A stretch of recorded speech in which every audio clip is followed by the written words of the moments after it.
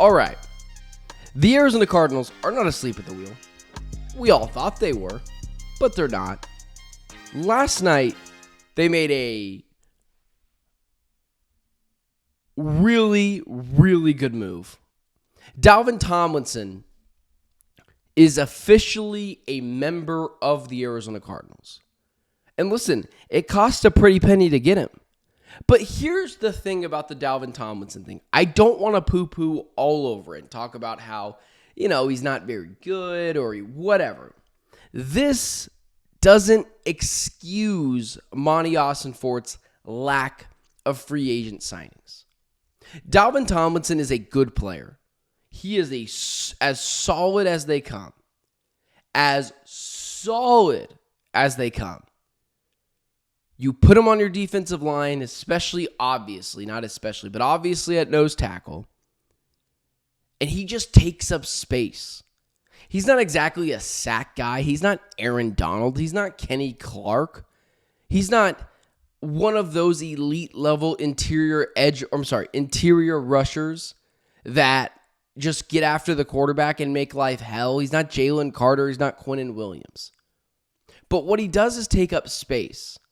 And mostly what he's really good at is stuffing the run. And this team last year, when the Seattle Seahawks got up in whatever personnel they wanted to, normally when they just wanted to rush the ball up the middle, the Cardinals couldn't stop them.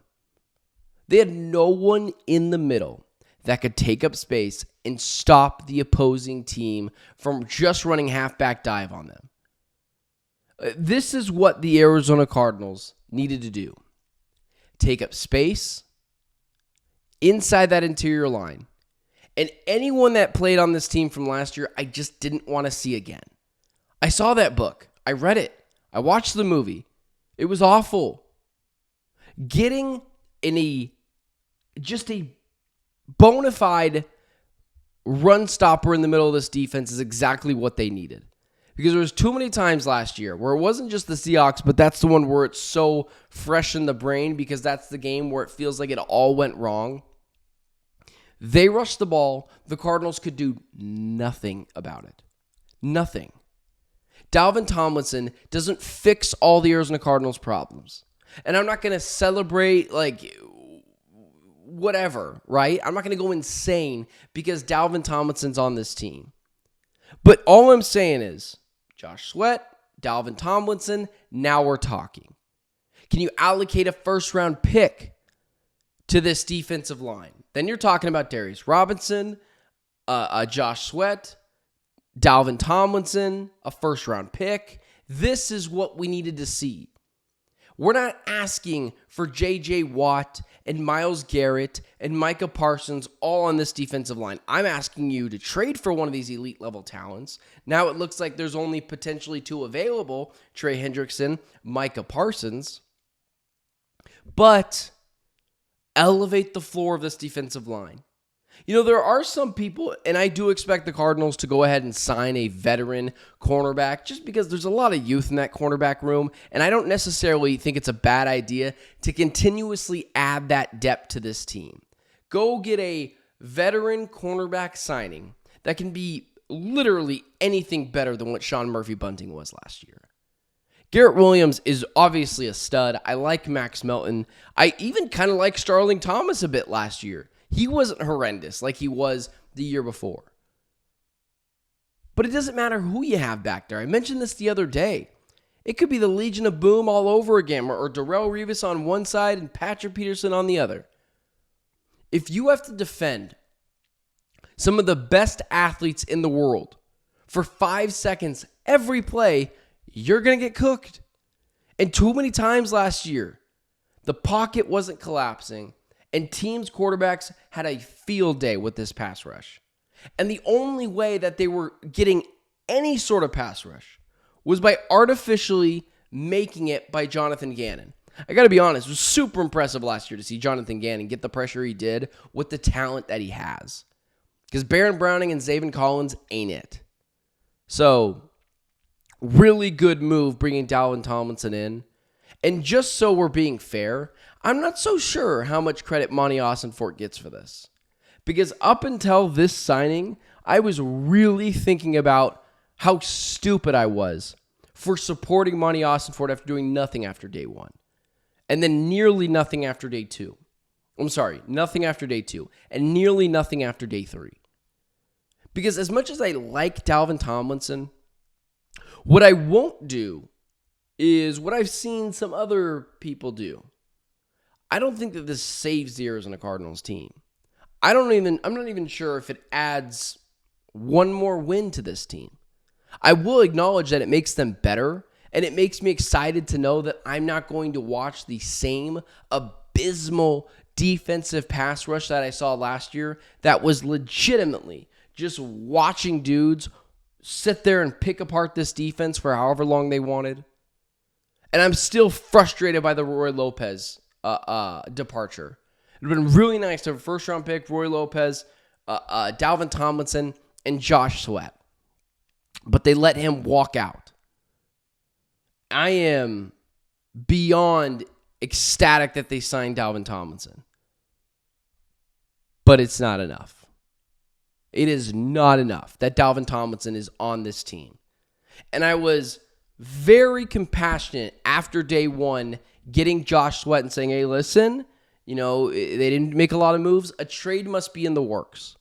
And then I see the report that says the Trey Hendrickson trade, the Bengals are asking for far too much, which leads me to believe the Cardinals are also not necessarily engaging with the Bengals right now. I don't know. I'm just speculating, of course. I don't actually know.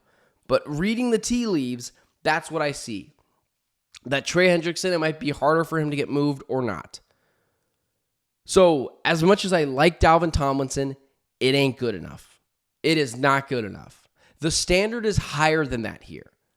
And it was something that, I never go after anyone in the sports media world because I know everyone and I like a lot of these dudes. And I don't think they're necessarily wrong for getting excited about a signing or two. And I'm not even sure they feel this way that I'm about to accuse a lot of people of feeling.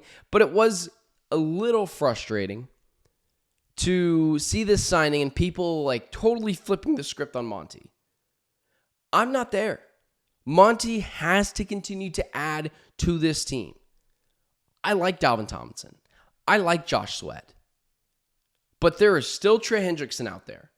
You've got to make that deal. Because then if you're talking about a team of a first-round pick, Trey Hendrickson, Dalvin Tomlinson, Josh Sweat, we're talking about a middle of the pack, upper middle of the pack defensive pass rush. And I believe this secondary is pretty good. They just can't be asked to cover guys for 8 seconds every time while the quarterback picks them apart. The pass rush needs a major facelift. And Monty Ossenfort understands that. And I'm not going to give him too much credit for getting Dalvin Tomlinson. Because the only reason this guy got released, which is a great thing if you're a Cardinal fan, because oftentimes guys end up, that being Dalvin Tomlinson, getting released because the team knows they're still not good enough. They know that Dalvin Tomlinson or whoever it is, those guys aren't good enough anymore. They're not worth the money that they're paying them. That's not the case with Tomlinson. Now listen, he could fall off a cliff, but he was pretty good this year at his position and playing it well, at what he does well, stopping the run and pushing the pile inside to make the quarterback uncomfortable.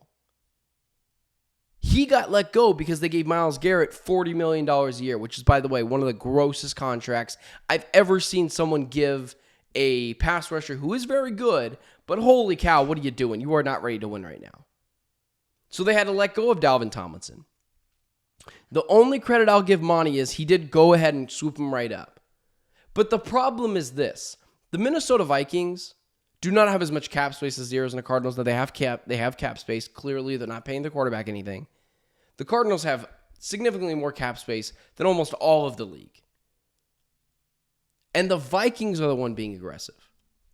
For some reason, I forgot the D-tackle's name off the top of my head that played for the Eagles, and then he went to the 49ers. Javon Hargrave. The Vikings go and get Javon Hargrave. They go and get Jonathan Allen. They re-signed Byron Murphy. They are just getting guys after getting guys. That's what we expected the Cardinals to do. And I understand I'm the one that said free agency is fool's gold, and it largely is. But you've got to be ready to strike for the right players. No one would have went after Monty Ossenfort if he just went after pass rusher after pass rusher after pass rusher.